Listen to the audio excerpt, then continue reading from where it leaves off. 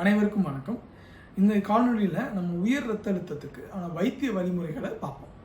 So பிபிக்கு என்ன sir பேசிக் treatment அப்படின்னு நம்ம பார்த்தோம்னா, ஃபர்ஸ்ட் வந்து லைஃப் ஸ்டைல் மாடிஃபிகேஷன், அதாங்க மெயின்.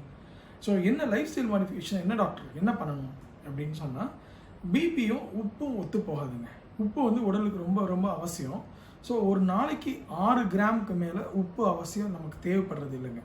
ஸோ அதனால் உங்களோட உப்பு அளவை, பிபி பேஷண்ட்ஸ் அவங்களோட உப்பு உட்கொள்ளும் அளவை குறைச்சிக்கிறது நல்லது. ஒரு நாளைக்கு 6 கிராமுக்கு மேலே உட்கொள்ள தேவைப்படாது. ஸோ 4லேருந்து 6 கிராம் உப்பு ஹைப்பர் டென்ஷன் பேஷண்ட்ஸ் எடுத்துக்கிட்டால் போதும். ஜென்ரலாக எல்லாருமே அதுக்கு மேலே ஒரு தனிப்பட்ட நபருக்கு உப்பு தேவைப்படுறது இல்லை ஒரு நாளைக்கு. ஸோ உப்பு அளவுகளை குறைச்சிருங்க, முதல் பாயிண்ட். 2வது பாயிண்ட், இடையை குறைக்கணும்.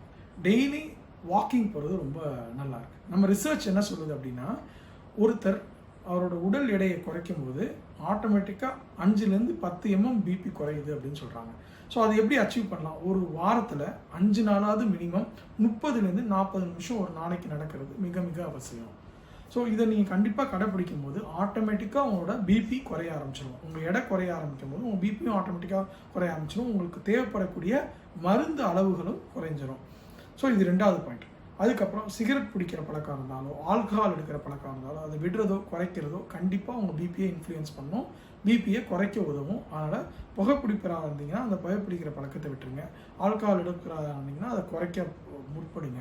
ஸோ இது மூலமாகவும் பிபியை கண்ட்ரோல் பண்ண முடியும். அடுத்தது, என்ன டாக்டர் சாப்பிட்லாம்? உப்பு குறைச்சிடணும்னு சொல்லிட்டீங்க, வேறு என்ன சார் சாப்பிட்லாம்?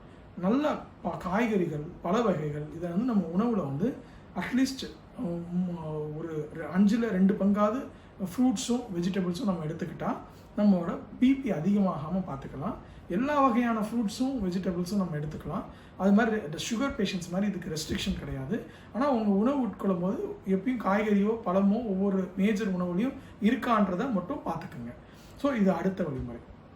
இது தாங்க பேசிக். இது 3 நம்ம கடைப்பிடிக்கணும். 1, உப்பு அளவு உணவில் குறைக்கணும், நிறையா தண்ணி எடுத்துக்கணும், நிறைய காய்கறி, வெஜிடபிள்ஸ், ஃப்ரூட்ஸ், பல வகைகள் நிறையா உட்கொள்ளணும். 3வது, தினமும் வாக்கிங் பண்ணணும். ஒரு 30 to 40 minutes பண்ணால் பிபியை நம்ம கண்ட்ரோலில் வச்சுக்கலாம், இல்லாட்டி கம்மி பண்ணவும் முடியும். உங்கள் மருந்து அளவையும் கம்மி பண்ண முடியும். இதை தவிர இதுக்கப்புறம் தாங்க ட்ரீட்மெண்ட்.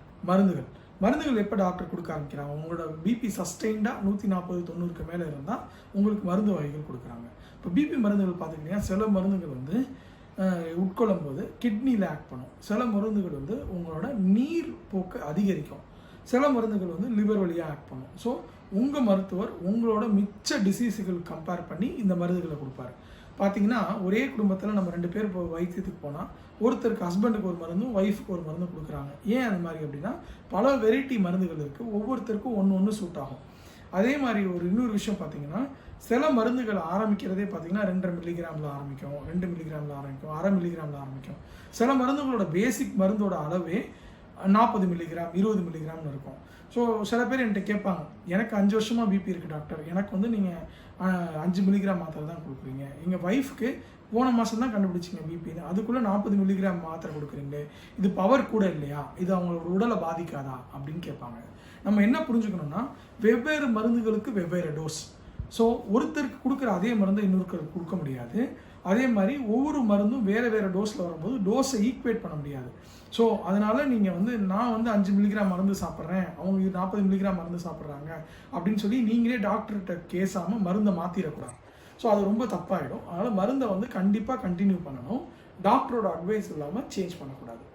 2வது, இன்னொரு பெரிய ப்ராப்ளம் நான் பேஷண்ட்ஸ் கிட்ட பார்க்குறது என்னன்னு பார்த்தீங்கன்னா, நம்ம மருந்து எடுத்துகிட்டு இருப்பாங்க, அவங்க பக்கத்தில் இருக்க லேப்லேயோ இல்லாட்டி பிளட் டெஸ்ட் பண்ணும்போதோ மருந்து வாங்கும்போதோ அங்கே இருக்க ஃபார்மசிலையோ பிபி செக் பண்ணுவாங்க. பார்த்தா நார்மலாக இருக்கும், 120/80 110/80 அப்படின்னு இருக்கும். உடனே என்ன பண்ணுவாங்க, மருந்தை நிறுத்திடுவாங்க. அப்புறம் ஒரு அடுத்த நாள் பார்ப்பாங்க, திருப்பி போய் அதே ஃபார்மசிலையோ லேப்லேயோ இங்கே ஒரு சின்ன கிளினிக்லையோ செக் பண்ணி பார்ப்பாங்க, பிபி நார்மலாக இருக்கும். ஸோ அதோட மருந்தை நிறுத்திடுவாங்க, மருந்து எடுக்க மாட்டாங்க. ஸோ என்கிட்ட வந்து அப்புறம் ஒரு மாதம் 2 மாதம் வருவாங்க, கழித்து வரும்போது பார்த்தா பிபி ரொம்ப ஹையாக இருக்கும். என்ன சார் இது மாதிரி மருந்து எடுக்காமல் விட்டீங்க? ஆமாம் டாக்டர், எனக்கு தலை வலிச்சிச்சு, ஆனால் நான் செக் பண்ணி பார்த்தேன் டாக்டர், 1க்கு 2 தடவை செக் பண்ணேன், மருந்து நிறுத்தியும் செக் பண்ணேன், ஆனால் வந்து பிபி நார்மலாக இருந்துச்சு, நார்மலாக இருக்கும்போது எதுக்கு மருந்து சாப்பிடணும் தான் நான் விட்டுட்டேன் அப்படின்னு சொல்லுவாங்க. நீங்கள் என்ன புரிஞ்சுக்கணுன்னா, நம்மளோட தொடர்ந்து இந்த மருந்து எடுத்துக்கிட்டு இருக்கும்போது உங்கள் உடலில் வந்து அந்த மருந்தோட எஃபெக்ட்டு 2லேருந்து 3 நாளைக்கு இருக்கும். ஸோ நீங்கள் மருந்தை ஒரு நாள் விட்டால் கூட அடுத்த நாள் நீங்கள் போய் செக் பண்ணி பார்க்கும்போது உங்களோட பிபியோட அளவு நார்மலாக இருக்கலாம். ஆனால் 2 நாள் இல்லை 3 நாள் கழித்து கண்டிப்பாக பிபி ஏறிடும். பிபி மாத்திரை வந்து ஜுரம் மாதிரி நம்ம மாத்திரை சாப்பிட்டோம் குணப்படுத்திட்டோம் அப்படி கிடையாதுங்க. நம்ம பிபி மாத்திரை சாப்பிட்றது கண்ட்ரோலில் வச்சுக்கிறதுக்காக தான். அதனால் உங்களோட பிபி அளவு நார்மலாக இருந்துச்சுன்னா சந்தோஷப்படுங்க, மருந்தை நிறுத்தாதீங்க. மருத்துவ ஆலோசகரோட குறிப்பை கேட்காம மருந்தை நிறுத்துறது ரொம்ப ரொம்ப அபாயகரமானது.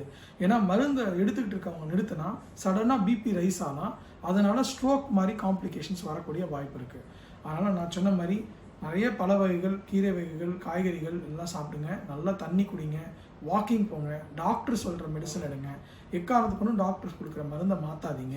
இதெல்லாம் ஃபாலோ பண்ணால் ஆரோக்கியமான வாழ்க்கை வாழலாம். பிபியை நம்மளால் கண்ட்ரோலில் வச்சுக்க முடியும். பிபினால் ஏற்படக்கூடிய மிச்ச பக்க விளைவுகளை கண்டிப்பாக நம்மளால் தடுத்து நிறுத்த முடியும். இந்த காணொலியை பார்த்ததுக்கு ரொம்ப நன்றி.